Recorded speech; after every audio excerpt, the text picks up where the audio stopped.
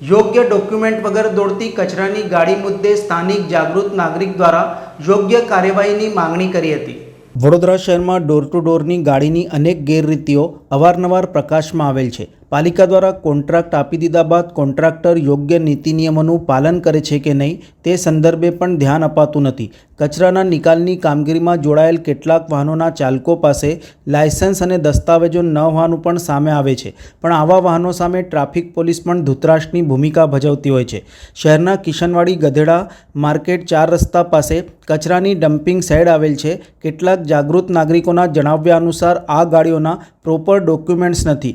ગાડી એમપીથી આવેલ છે, પરમિટ નથી, છતાં પણ કોન્ટ્રાક્ટર પાલિકાની મિલીભગતથી આ ગાડીઓ દોડી રહી છે। આ સંદર્ભે જાગૃત દ્વારા પોલીસને જાણ કરાતા પોલીસે તપાસ કરતા ગાડીના કાગળ જ મળ્યા ન હતા। તેમ છતાં પોલીસે ફક્ત 500 રૂપિયાનો દંડ કરી છોડી મૂક્યા હતા। સ્થાનિક જાગૃત નાગરિકે આ અંગે રોષ સાથે જણાવ્યું હતું કે સામાન્ય માણસને મોટો દંડ કરાય છે, પણ આ અંગે સીધી સાદી કામગીરી કરાઈ। વધુમાં જણાવ્યું હતું કે આરટીઓમાં તપાસ કરતા સીડીસી નામની એજન્સી છે, તેનો આ કોન્ટ્રાક્ટ છે। તેની મોટાભાગની ગાડી આરટીઓ વડોદરામાં રજીસ્ટર થયેલી નથી, તેમ છતાં પોલીસે કડક કાર્યવાહી કરી નથી। પોલીસની આ કામગીરી સંતોષકારક જણાઈ નથી। વધુમાં જણાવ્યું હતું કે આ વિસ્તારમાં ડમ્પિંગ સાઇટના કારણે મચ્છર, માખી, દુર્ગંધ, ગંદકી સહિતના પ્રશ્નો પણ સ્થાનિકોને સતાવી રહ્યા છે। જાગૃત નાગરિક અજય ઇંગડે દ્વારા મીડિયા સમક્ષ સમગ્ર બાબતે વિસ્તૃત માહિતી આપી યોગ્ય કાર્યવાહીની માંગણી કરી હતી। આ કિશનવાડી ગધેડા માર્કેટ 4 રસ્તા છે, જ્યાં કચરાની ડમ્પિંગ સાઇટ છે અને ત્યાં જે આ ગાડીઓ જે આવે છે, એટલે અમને એવી માહિતી મળી હતી કે આ ગાડીઓ છે ને ગાડીઓના પ્રોપર ડોક્યુમેન્ટ્સ નથી અને ગાડીઓ એમપીની છે, બહારથી આવેલી છે, એનું એ પરમિટ નથી। તેમ છતાં વડોદરામાં ચલાવે છે। આ કોર્પોરેશનના માણસો ચલાવે છે।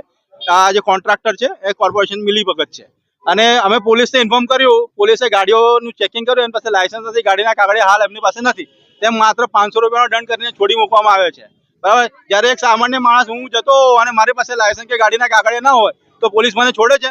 મને 2-3 હજારનો સામાન્ય દંડ આપે જ। આ તો માત્ર 500 રૂપિયાનો દંડ આપીને છોડી મૂકવાની પેરવી કરેલ છે, જે તદ્દન ખોટું છે। અને અમે આરટીઓમાં બી તપાસ કરેલી છે। અહીંયા આ સીડીસી નામની જે એજન્સી છે એનો કોન્ટ્રાક્ટ છે, એની મોટાભાગની ગાડીઓ રજીસ્ટર્ડ થયેલી નથી આરટીઓ વડોદરામાં, બરાબર છે। જેથી એમને પણ કહ્યું છે કે સ્થાનિક પોલીસ અને ટ્રાફિક પોલીસની મદદ લઈને અમને જાણ કરો તો અમને એની ગાડી ડિટેન કરીને એની પર કાર્યવાહી કરીશું, પણ પોલીસે એ પ્રમાણે કાર્યવાહી કરી નથી। અને જો અહીંયા કોઈ કમિશનર કે કોઈ અહીંયા ઉભો રહે તેને ખબર પડે કે અહીંની પરિસ્થિતિ કેવી નરકાકાર છે, જાને આપણે અહીં જીવી ના શકીએ એવી પરિસ્થિતિ છે, પણ કોઈ ધ્યાન આપતું નથી।